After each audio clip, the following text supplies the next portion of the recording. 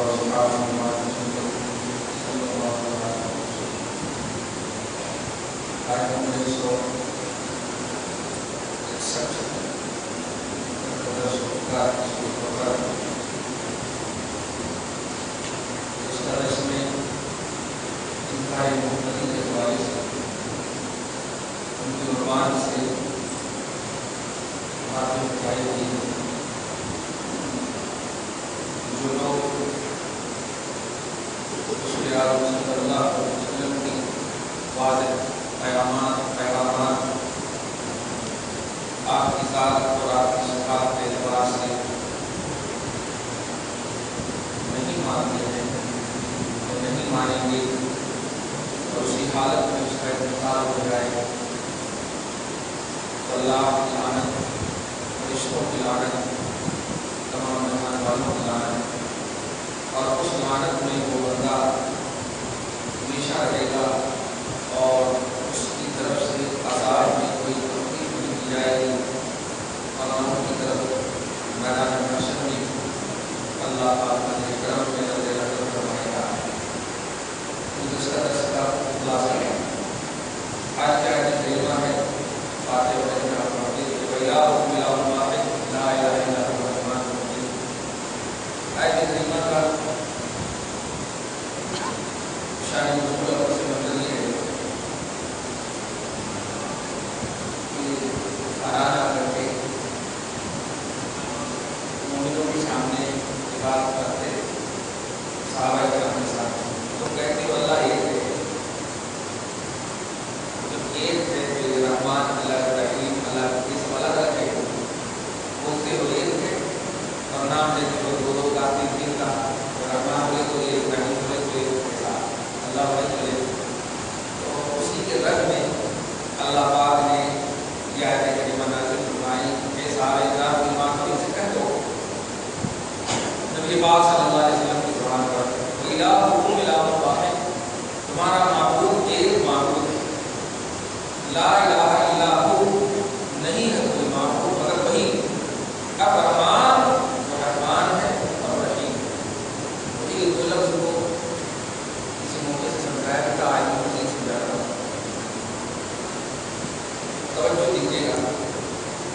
سب سے پہلے اگر کسی کا نام عبد الرحمان ہے تو اسے رحمان کہہ کے آپ کو نہیں بلانا. اگر عبد الرحمان کسی کا نام ہے جیسے ہمارے کمشنر صاحب بھی کہے تھے ایک خان اس کا مطلب ہوتا ہے عبد الخالق. ملتے وقت کہا خان کو آپ ظاہر کرتے ہیں اور اس کو ظاہر نہیں کرتے ہیں اس کو ظاہر نہیں کرتے.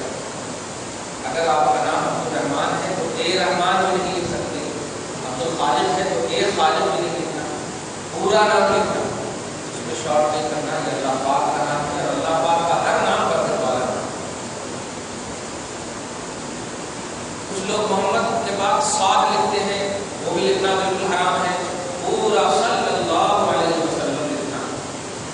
کچھ لوگ ولی کے نام کے بعد غوث راز لکھتے ہیں. اس کا مطلب رضی اللہ عنہ ہوتا ہے.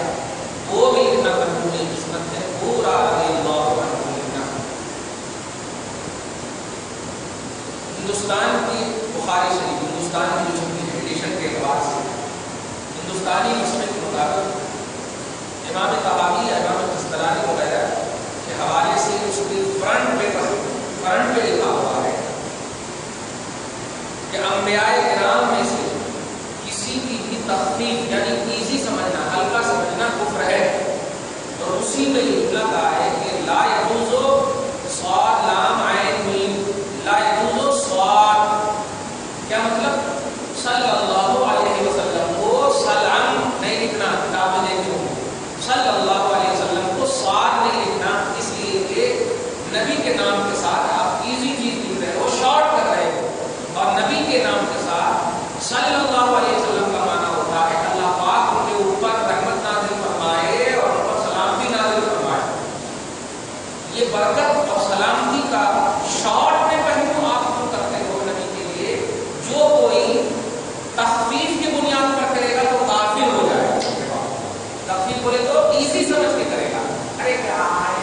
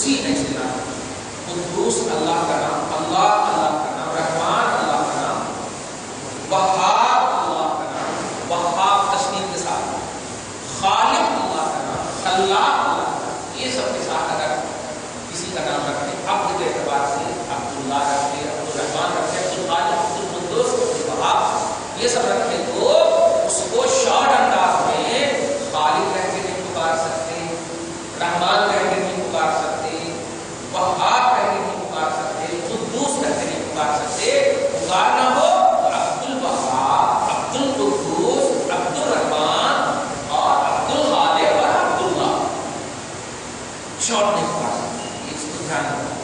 لیکن کچھ نام ایسے ہیں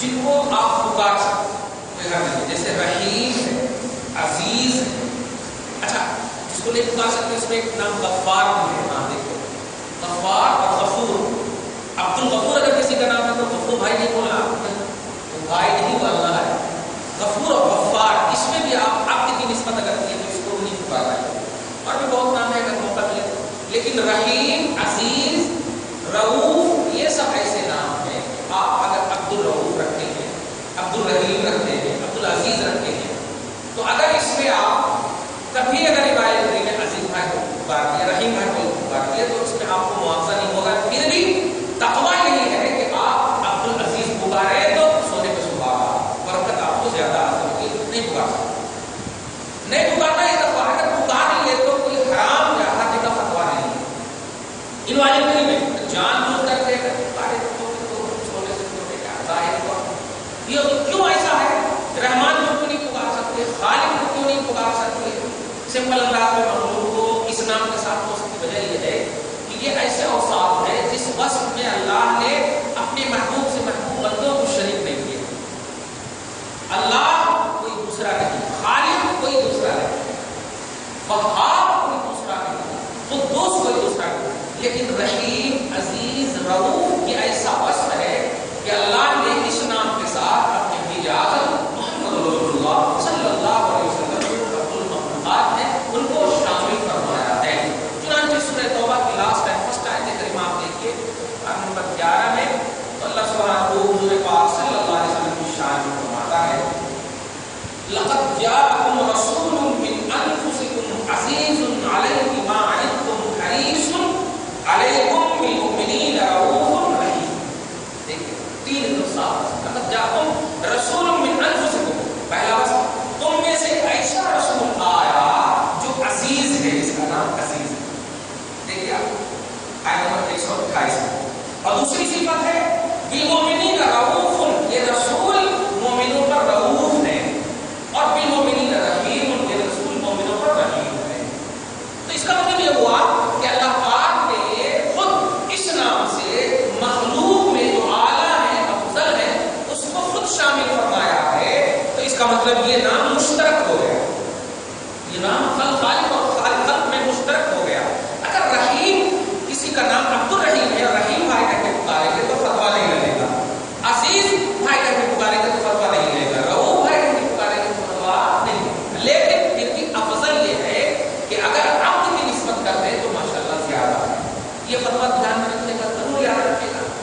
اللہ پاک نے خالق میں کسی کو شریک نہیں کیا، اللہ ہونے میں کسی کو شریک نہیں کیا، قدوس ہونے میں کسی کو شریک نہیں کیا، اس لیے یہ سب نام ضرور دھیان رکھے گا، قرآن پاک سے ہمیں بتا دیا ہے۔ ایک بات اور ایک اور بات جو بڑے قابل غور بات، یہ رحمان میں کیوں نہیں شریک فرمایا اور رحیم میں کیوں شریک فرمایا، اس بات کو بڑے موٹے انداز سے سمجھیں۔ رحمان کا ڈیفینیشن کیا ہے؟ رحمان کہتے ہیں جو کائنات کے، بلکہ عام لفظ میں کافر مومن سب پر جو رحم کرے اس کو رحمان بولو۔ اس کا صحیح اعتبار سے ڈیفینیشن کرو کہ لفظ کے اعتبار سے جو خاص ہے، معنی کے اعتبار سے عام ہے۔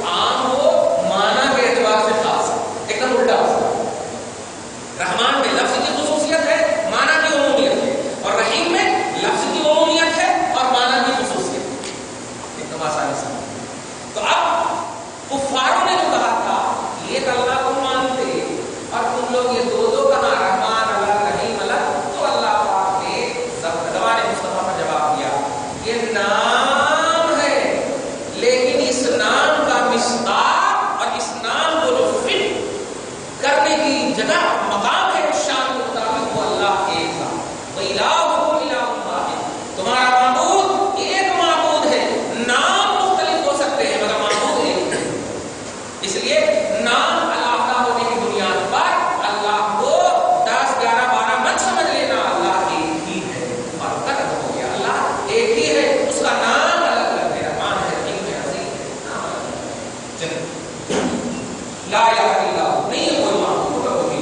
مزید اس کی وضاحت میں بات کروں گا عبادت کے حوالے سے انشاءاللہ، کل سے شروع ہوگی۔ وہ رحمان ہے اور ہے۔ آگے دیکھتے ہیں نمبر 164، ان فی خلق السماوات والارض، یہ آیت ہے بڑی لمبی ہے لیکن بڑی اچھی آیت ہے۔ بے شک آسمانوں کی پیدائش میں، والارض، اور زمین کی پیدائش میں، زمین کی پیدائش میں پیدا کرنے میں، واختلاف اللیل والنہار، اور صبح و شام کے آنے جانے میں، صبح ہوتی ہے شام ہوتی ہے، صبح آتی ہے شام آتی ہے، یہ صبح و شام جو آ رہے ہیں، والفلک التی تجری فی البحر، اور ان کشتیوں کے پیدا کرنے میں جو کشتیاں سمندر میں تمہارے نفع کے سامان کو لے کر چلتی ہیں، کشتیاں لے کر چلتی، آج کی کشتیاں سازو سامان لگے لے کر سازو سامان لے کر چلتی ہیں۔ وما انزل اللہ، یہ 3 بات ہو گئی ہے، آسمان و زمین کی پیدائش، صبح و شام رات دن کا آنا، اور کشتیوں کی پیدائش، اور وما انزل اللہ من السماء من ماء، اور اس پانی میں جو پانی اللہ آسمان سے نازل فرما رہا ہے اس کی پیدائش میں، فاحیا بہ الارض، جس پانی کے ذریعے سے مردہ زمین کو زندگی بخشتا ہے، مردہ زمین کو زندگی بخشتا ہے۔ اس لطیف آیت کریمہ سے ایک نقطہ آپ کو مل رہا ہوگا، اگر آپ ذرا سا سائنسی دماغ رکھتے ہیں، کیا کہا اللہ نے؟ پانی سے مردہ کو زندہ کرتا ہے۔ اس کا مطلب یہ ہوا کہ اللہ اس بات پر قادر ہے کہ مردہ کو زندہ کرے، یعنی مردہ ہی کرنے پر صرف قادر نہیں ہے بلکہ مردہ کرنے کے بعد زندگی عطا کرنے پر قادر ہے۔ اگر غور کریں تو اس آیت کریمہ میں دلالت النص کی بنیاد، دلالت النص اس کو کہتے ہیں کہ لفظ بولے اور اس لفظ سے دوسرا مفہوم آٹومیٹک سمجھ میں آئے کہ جب اللہ پانی سے مردہ زمین کو پیدا کرنے پر قادر ہے تو اپنی قدرت سے نبی کو موت دینے کے بعد زندگی دینے پر قادر کیسے؟ یہ موت بادل موت حیات کا برابر جو دے رہے ہیں، اسی آیت کریمہ سے آپ لے کر غور کریں گے تب، ورنہ اگر ظاہر پر سمجھ رہے ہیں تو نہیں ہوگا۔ اللہ پاک آسمان سے وہ پانی نازل فرمایا، اور اس نازل فرمانے میں ابھی میں صرف بولا، آگے اس کی خبر بولے گا، جس پانی سے اللہ تعالیٰ زمین کو زندگی بخشتا ہے، وبث فیہا من کل دابہ، اور اس زمین میں یا اس زمین میں ہر قسم کے ریٹھے ہوئے جانور کو رکھ دیا۔ کبھی مطلب بجلیوں میں رات میں آپ دیکھیں قسم کے ایسی پروانے، اور مطلب یہ کہ وہ اڑتے ہوئے پروانے نظر آتے ہیں اس شبہ میں کہ آپ دیکھتے ہو خوش طبیعت ہو جاتی ہے کہ یار آپ کیسے پیدا کیا، کتنا اچھا پیدا کیا، تو مارنے کا من کرتا، مارنے کا نہیں بھی من کرتا۔ قسم کے ریتتے ہوئے، اب اس میں آپ ہر چلنے والے، ہر ریتنے والے کو اپنا لے، اپنے کو کیا اپنا لے سکتے ہیں، ہر ایک کو پیدا کیا، زمین پر پھیلایا، چل رہے ہیں، آپ بھی چل رہے ہیں، چونٹیاں بھی چل رہی ہیں، قسم کے آپ دیکھ رہے ہیں، چرند چل رہے ہیں، پرند چل رہے ہیں، سب چل رہے ہیں، لیکن طبیعت بار بار ہو جاتی ہے، کچھ دن پہلے اب پتہ نہیں بنایا ہوگا، لیکن میرا تو وجدان نہیں، میرا عقیدہ کامل اور ہر ایک مومن کا ایمان ہی کہتا ہے کہ اللہ پاک کی ساری مخلوق تسبیح بیان کرتی ہے، ساری مخلوق عبادت کرتی ہے۔ سب کے اللہ ما فی السماوات و ما فی الارض، آسمان اور زمین میں جتنی بھی مخلوق ہے، چاہے وہ آپ ہو یا کوئی بھی، اس کا اللہ کی عبادت میں مصروف ہے۔ ایک آدمی فیس بک پر ایک کبوتر کی صفحے لگی ہوئی ہے اور ایک کبوتر آگے، پتہ نہیں بنایا کیسے بنایا، لیکن میں نے بہت غور کرنے کی بات کوشش کی، بناؤ نہیں لگا، ایک کبوتر لگ رہا ہے کہ امامت کر رہا ہے اور ساری کبوتر پیچھے سب کے باتیں ہوئی ہے۔ بے شک صدق اللہ العظیم، اللہ پاک نے سچ کہا ہے، ساری مخلوقات اللہ کی عبادت میں مصروف ہے، اپنے حساب سے ساری مخلوقات اللہ کی تسبیح اور عبادت میں مصروف ہے۔ آپ توجہ دیجیے کہ وبث فیہا، اور ساری چیزوں کو اللہ نے زمین پر پھیلا دیا۔ 5 وتصریف الریاح، اور ہواؤں کے چلانے میں، طوفان کو لانے میں، سونامی لانے میں، سب ترجمہ کر سکتے ہیں۔ والسحاب، اور ان بادلوں کو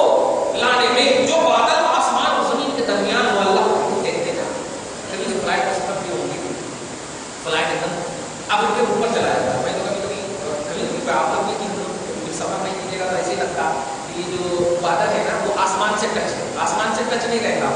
हाँ, अगर आसमान से टच होता तो बादल के ऊपर गई फ्लाइट गई, जब ऊपर चले जाते तो नीचे बादल दिखते, पूरा सेकंड आसमान लगता।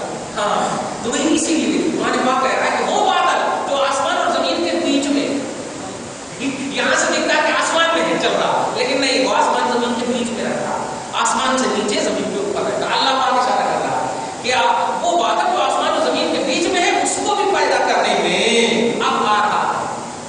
क्या है? निशानियां है, बड़ी बड़ी निशानियां है अक्लमंदों के लिए। क्या कहा अल्लाह ताला ने कि इन तमाम चीजों में, आसमान और जमीन को पैदा करने में, चरिंदों परिंदों को पैदा करने में, सुबह शाम के लाने जाने में, लाने में, आने में, और कश्तियों को बिछाने में, हवाओं के चलाने में, तूफान लाने में, सुनामी लहरें लाने में, बादल को बिछाने में, ये सारी चीजों में अल्लाह पाक का कह रहा है कि अक्लमंदों के लिए निशानियां हैं। दो लफ्ज इस पर, एक तो ये निशानियां, दूसरा लफ्ज है अक्लमंद। निशानियों पर बात करता है कि निशान उसको कहते हैं कि जिससे दूसरों का पता मिले। तो अल्लाह जब कह रहा है कि निशानियां हैं जमीन को पैदा करने पर, आसमान को पैदा करने पर, तो जमीन को पैदा करने पर किस तक पहुंचने में निशानियां हैं, ऑटोमेटिक दिमाग जाएगा कि अल्लाह तक पहुंचने में निशानियां।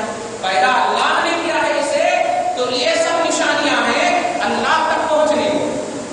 आसमान पर गौर करो, अल्लाह ताला क्या कर देगा, अक्लें हैरान हो जाती है। बड़े बड़े साइंटिस्ट के पास जाकर के भी आप कहो कि कोई ऐसी चीज इजाद कर दीजिए जो सकील हो, बोझ वाली हो, और बगैर उसको सहारा दिए हुए खड़ा कर दीजिए, नहीं कर सकते। लेकिन इतना बड़ा दो 7 तबक, बाप रे बाप। और जानते हैं आसमान की एक मोटाई इतनी है कि एक मोटाई के दरमियान सिर्फ जाने में 500 वर्ष लगेंगे, 500 ईयर्स लगेंगे। एक मोटाई जाने इतना भारी बर्तन, और उसको बगैर पीलर के, कुरान कहता है बगैर आमदनी का होता है, बगैर पीलर के, जिसको तुम देख रहे हो। बहुत सारी ऐसी जगहों में भी आप देखे होंगे, बाजार में कोई गए होंगे तो पत्थर बगैर पीलर के खड़ा है। अल्लाह पाक ने उसी तरह करा, देख रहे हो बगैर आमदनी का होना, बगैर इसके अल्लाह ताला जो है पत्थर को खड़ा कर दिया, आसमान को खड़ा कर दिया। अल्लाह तबारक व तआला ने इन सब को पैदा किया और कह रहा कि ये सब मेरी निशानियां हैं, और जब मेरी निशानियां हैं तो इन पर गौर करोगे तब पहुंच जाओगे। तो इससे हम एक नुक्ता बताने जा रहे हैं, आसमान में गौर करोगे अक्लमंदो, जमीन में गौर करोगे अक्लमंदो, कश्तियों में गौर करोगे। देखिए ना, पानी, आप जब पानी में खड़े हो नीचे चले जाए, और कश्तियां खड़ी हो तो नीचे नहीं जाएगी हमारे। आप कश्ती के ऊपर चले जाएं तो कश्ती नीचे नहीं जा रही, और कश्ती से नीचे उतरे तो नीचे चले जाते आप। अरे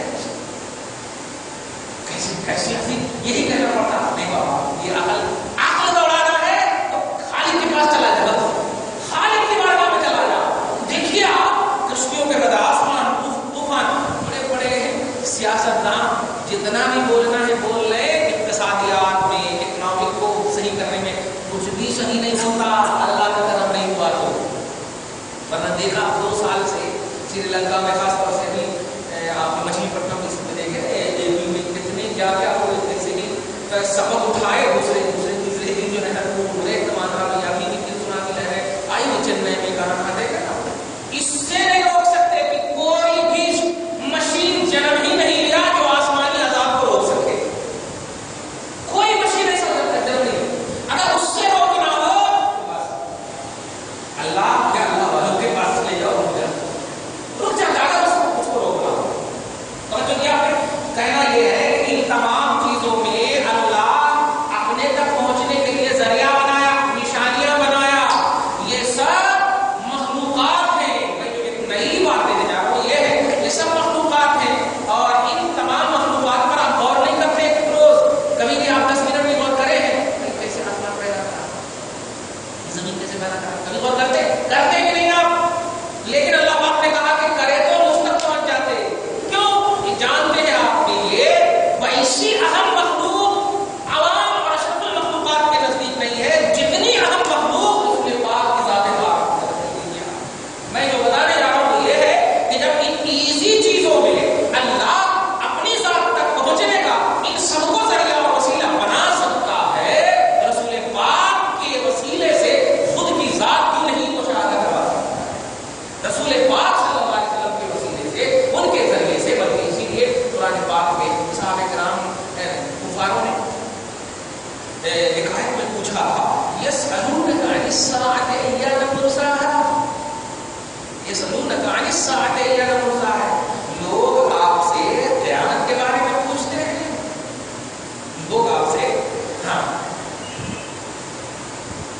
سورہ نازعات کی آیت نمبر 42 اور 43 میں یہ سمجھ میں صاحب ہے یار قیامت کے بارے میں پوچھتے ہیں، بول دیجئے کہ قیامت کی سب سے بڑی نشانی میں ہوں۔ چنانچہ کئی موقع سے رسول پاک نے صحابہ کرام کے سامنے اس طرح ارشاد فرمایا۔ آج آپ کرکٹ وغیرہ دیکھتے ہوں گے تو کھڑا پائے کی طرف اشارہ کیا جاتا ہے، نبی پاک نے ارشاد فرمایا تو صحابہ کرام میں جو عظیم مرتبے پر علم کے بعد فائدہ ہوتے تھے وہ سمجھ جاتے ہیں، لیکن کچھ جب نہیں سمجھتے تھے تو فرمایا یا رسول اللہ یا آپ کے اشارہ کرنے کا مطلب کیا ہے؟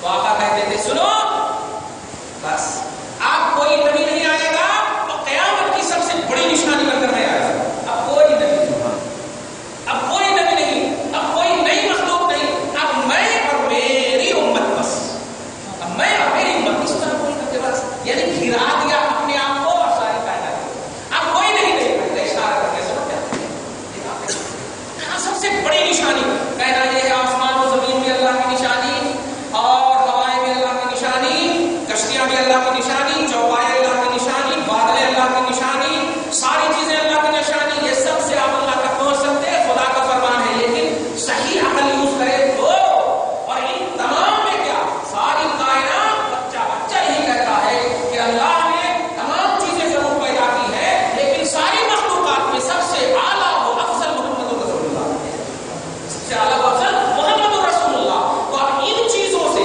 جب ہم اللہ تک پہنچ سکتے ہیں تو رسول کے ذریعے سے کیسے اللہ تک نہیں پہنچ سکتے؟ یہ سب سے بات سمجھ آ رہی ہوگی کہ ان چیزوں کا سہارا، ان چیزوں کی نشانیوں سے اللہ تک پہنچ سکتے ہیں، اللہ کہہ رہا ہے نشانیاں ہیں عقل مندوں کے لیے، تو عقل مندوں یہاں سے اور عقل دوڑاؤ کہ یہ سب جب ذرائع وسیلہ تقرب اللہ کا بن سکتے ہیں، اللہ کی بارگاہ کا بن سکتے ہیں، تو یقیناً رسول اکرم صلی اللہ علیہ وسلم کی ذات پاک خوب سے خوب ذریعہ اور وسیلہ بن سکتے ہیں۔ اسی کو بولتے ہیں وسیلہ عظمیٰ، نعمت عظمیٰ، ذریعہ علیا، عربی میں یہ سب جملے بولتے ہیں کہ رسول پاک کی ذات پاک اللہ تک پہنچنے کے لیے سب سے بڑا ذریعہ ہے، سب سے بڑا وسیلہ ہے، کیونکہ یہ ساری چیزیں جب وسیلہ بن سکتی تو وہ آٹومیٹک بن سکتی ہے۔ اب آگے کیا ہے دیکھیں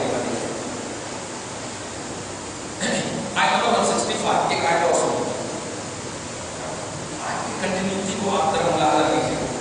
وَمِنَ النَّاسِ مَن يَتَّخِذُ مِن دُونِ اللَّهِ، کچھ لوگ ایسے ہیں جو اللہ کو چھوڑ کر، ترجمہ کیجیے، غیر اللہ ترجمہ نہیں کرتے، غیر کا جب لفظ بولا جاتا ہے تو نفرت پیدا ہوتی ہے، نہیں؟ آپ کے گھر میں کھڑے جب ہو جائیں آپ پاس آ ہوتی ہے تو کوئی اگر آپ سے پوچھے یہ کون ہے کیا کہیں گے؟ میرے غیر ہے، یہ ایسا نہیں بولے گا، حالانکہ غیر ہے، لیکن آپ یہ نہیں بولیں گے غیر ہے، بلکہ ایسا ہے، ایسا انٹروڈکشن کرائیں گے جسے محبت کرتے نہیں ہوتے نہیں کیا۔ ہاں اگر دشمن ہوں گے میں نہیں جانتا اس کو، یہ سب بول سکتے ہیں، اے کون ہے، دوسرے کو پوچھنے کا موقع ہی نہیں دیتے جب دشمن اگر ہو، لیکن اگر دوست ہو تو آپ کبھی بھی غیر کا لفظ نہیں بولیں۔ میں جو ایک عظیم نقطہ دینے جا رہا ہوں یہ کہ آج تاریخ اسلام میں کچھ ایسے طبقے جنم لے لیے ہیں جو اللہ کے نبی اور اللہ کے ولی یہ سب کے بارے میں غیر اللہ کا جملہ بولتے ہیں۔ آپ تو سمجھ گئے، محبوب کو کبھی بھی غیر کے لفظ سے آپ یاد نہیں کرتے، بیوی غیر ہے آپ کی، آپ نہیں ہے، لیکن پھر بھی غیر نہیں بولتے،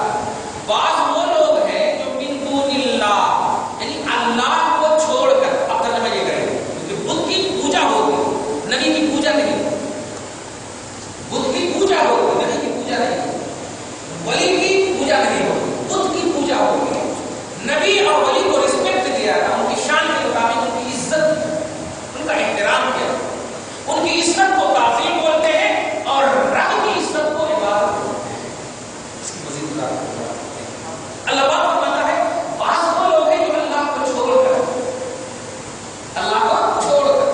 مطلب بت وغیرہ کو کیا کرتے ہیں؟ اندادن، ایسے شرکا ٹھہرا لیے ہیں، ایسے شریک ٹھہرا لیے ہیں.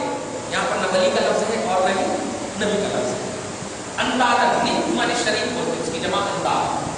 بعض ایسے لوگ ہیں جو اللہ کو چھوڑ کر ایسے شریک ٹھہرا لیے ہیں کہ یحبونہم، ان سے محبت اس طرح کرتے ہیں کہ حب اللہ، جیسے اللہ سے کرتے ہیں، جیسے اللہ سے کرتے ہیں.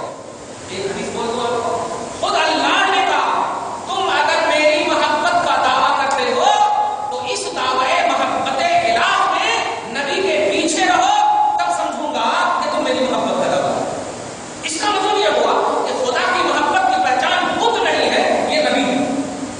خدا کی محبت کی پہچان بت نہیں ہے، نبی ہے. تو نبی سے اب اگر محبت کی جائے، ان کی تعظیم کی جائے تو یہ اللہ کی محبت کہلائے گی، یہ غیر اللہ کی محبت نہیں ہے. سمجھ میں آ گئی بات؟ تو بعض وہ لوگ ہیں جو اللہ کو چھوڑ کر کے ایسے شرکا ٹھہرا لیتے جن شرکا